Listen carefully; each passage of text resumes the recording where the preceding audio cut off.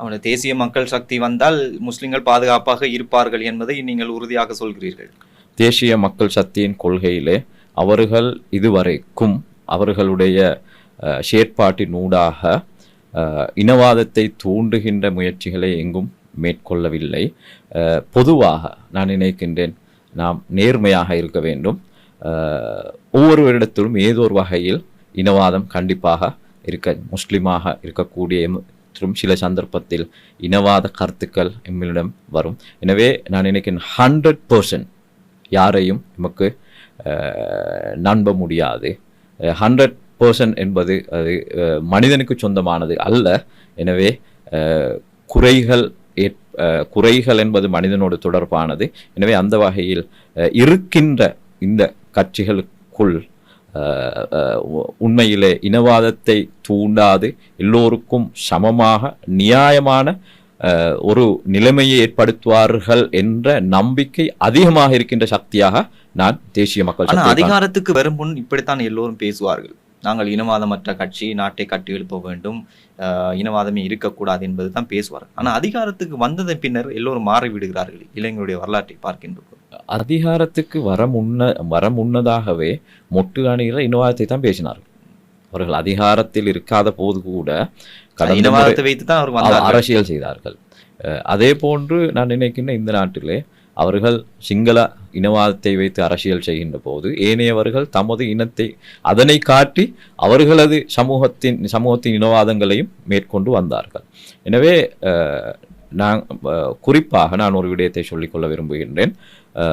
தேசிய மக்கள் சக்தியின் கொள்கை பிரகடனத்தை வாசிக்கின்ற போது நேற்றைய தினம் கூட தோழர் அன்றகுமார் அவர்களிடம் இந்த நீங்கள் கேட்கின்ற கேள்விகள் கனவில் கேட்டப்பட்ட போது மிக தெளிவாக அவர் சொன்ன விடயம்தான், நாங்கள் முஸ்லிம்களாக, தமிழர்களாக, சிங்களவர்களாக பிரிந்து எமது பிரச்சனைகளை தீர்வு கொள்ள நினைத்ததை விட்டுவிட்டு நாங்கள் இலங்கையர்களாக ஒன்றிணைந்து எல்லோருக்கும் பொதுவான பிரச்சனை, இந்த நாட்டிலே கல்வி பிரச்சனை எல்லாருக்கும் பொதுவாக இருக்கின்றது, சுகாதார பிரச்சனை இன்று எல்லாருக்கும் பொதுவான பிரச்சனையாக இருக்கின்றது, அதே போன்று வாழ்வாதார பிரச்சனை இன்று எல்லாருக்கும் பொதுவான பிரச்சனையாக இருக்கின்றது, போக்குவரத்து பிரச்சனை எல்லாருக்கும் பொதுவான பிரச்சனையாக இருக்கின்றது. அதே போன்று இந்த பொதுவான பிரச்சனைகளை நாங்கள் அனைவரும் ஒன்றாக கைகோர்த்து இந்த பிரச்சனையை முடிவுக்கு கொண்டு வருவோம். நான் நினைக்கிறேன் ஏனைய தலைவர்கள் அத்தகைய அழைப்புகளை விடுத்தார்களா?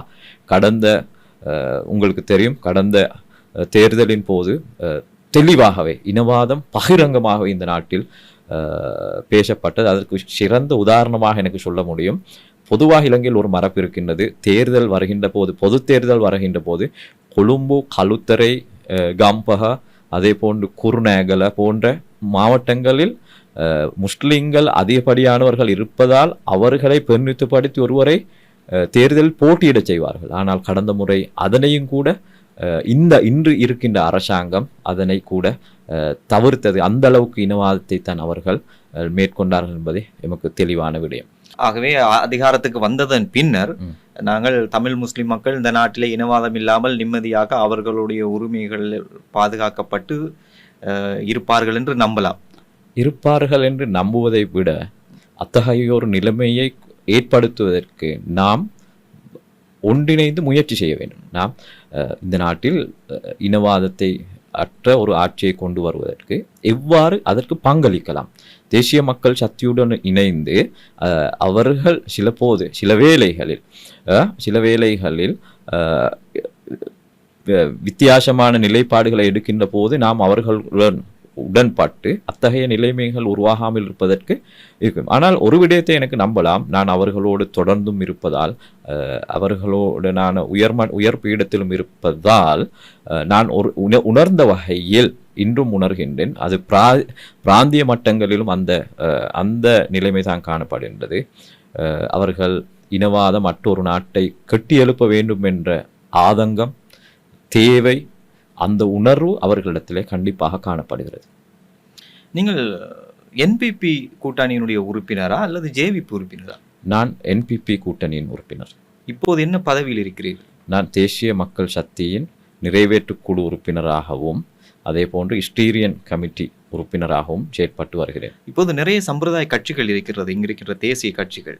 இவர்கள் சிறுபான்மை மக்களை பிரதிநிதித்துவப்படுத்தி ஒருவரை நியமிப்பார்கள்.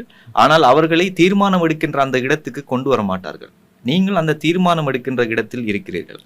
தேசிய மக்கள் சக்தியின் தீர்மானம் எடுக்கும் இடம்தான் தேசிய நிறைவேற்றுக் குழு. அந்த இடத்தில் ஒரு அங்கத்தவராக நான் செயற்படுகின்றேன். இங்கே சிறுபான்மை சமூகத்தை பிரதிநிதித்துவப்படுத்தி தான் செயற்படுகிறீர்கள்.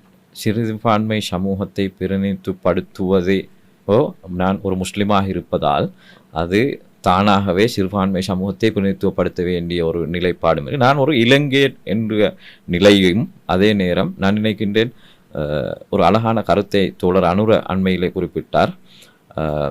சம்பந்தன் ஐயா அவர்களை பற்றி எனக்கு ஒரு ஆசையாக இருக்கிறது. நான் சத்தமிட்டு நான் ஒரு இலங்கையன் என்று கோஷமிட வேண்டும். ஆனால் நீங்கள் என்னை இந்த நாட்டிலே இரண்டாம் பிரஜையாக பார்க்கின்றீர்களா என்ற உணர்வு இருக்கிறது. எனவே நான் நினைக்கின்றேன் தேசிய மக்கள் சக்தியை பொறுத்தவரையில் மக்கள் விடுதலை நீங்கள் குறிப்பிட்டீர்கள் இனவாதத்தை தூண்டிய கட்சி என்று இந்த சந்தர்ப்பத்தில் ஒன்றை ஞாபகப்படுத்துகின்றேன். 2004ஆம் ஆண்டு இந்த நாட்டில் பிரதமராக வர வேண்டுமென ஒரு சிறுபான்மை சமூகத்தைச் சேர்ந்த லக்ஷ்மண் கதிர்காமர் அவர்களை பிரேரித்தது மக்கள் விடுதலை முன்னணி என்பதை நாம் மறந்துவிடக்கூடாது. எனவே நீங்கள் கேட்ட கேள்விக்கு நான் முஸ்லிம் சமூகத்தின் பிரதிநிதித்துவப்படுத்துகின்றேன். முஸ்லிம் சமூகம் சார்ந்த விடயங்களை பற்றியும் அங்கு விடயங்கள் வருகின்ற போது கண்டிப்பாக அதற்காக கலந்துரையாடுகின்றேன் என்பதை கூறிக்கொள்ள விரும்புகின்றேன்.